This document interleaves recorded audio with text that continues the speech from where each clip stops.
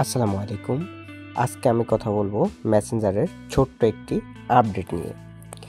আমরা সবসময় আমাদের কোনো ডকুমেন্ট বা গুরুত্বপূর্ণ জিনিস যাকে পাঠাবো আমরা চাই সে যেন স্ক্রিনশট না মারতে পারে। আমরা চাই সে যেন এই ছবিটি একবারের বেশি না দেখতে পারে এবং আমরা চাই সে যেন এটা কোনোভাবে তার কাছে এই ডকুমেন্টটি না রাখতে পারে।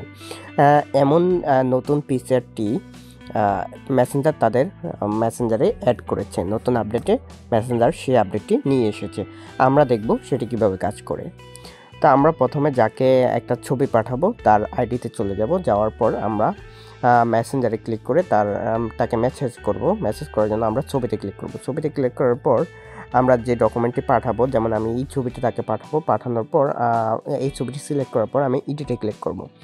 এডিটে ক্লিক করার পর দেখুন একদম নিচের দিকে বাঁ দিক থেকে দেখুন high quality your history keep in chat, আমরা এটাতে ক্লিক করে দেবো। কিপ ইন চ্যাটে ক্লিক করে দেওয়ার পর দেখুন এখানে অন্য একটি লেখা আসছে ভিউ ওয়ান্স।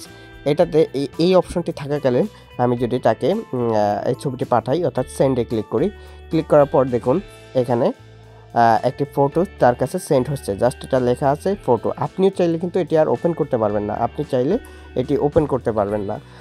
আর সে যদি তার কাছে যায় এবং সে এটা একবারই ওপেন করতে পারবে, একবারই দেখতে পারবে এবং কোনো ধরনের স্ক্রিনশট বা কোনো ধরনের ছবি ডাউনলোড করা এগুলো কিন্তু সে করতে পারবে না।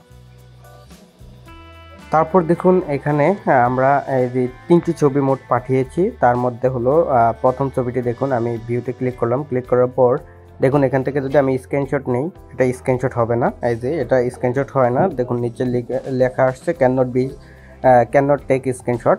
তারপর এটা গেল, যাওয়ার পরে আমরা ব্যাকে দিলাম। ব্যাকে দেওয়ার পর দেখুন এটা আর ওপেন হচ্ছে না। তারপরের ছবিটা আমি আপনাদের বোঝার সুবিধার্থে এটা এভাবেই পাঠিয়েছিলাম। এটার মধ্যে দেখুন আপনারা স্ক্রিনশট নিতে পারতেছেন।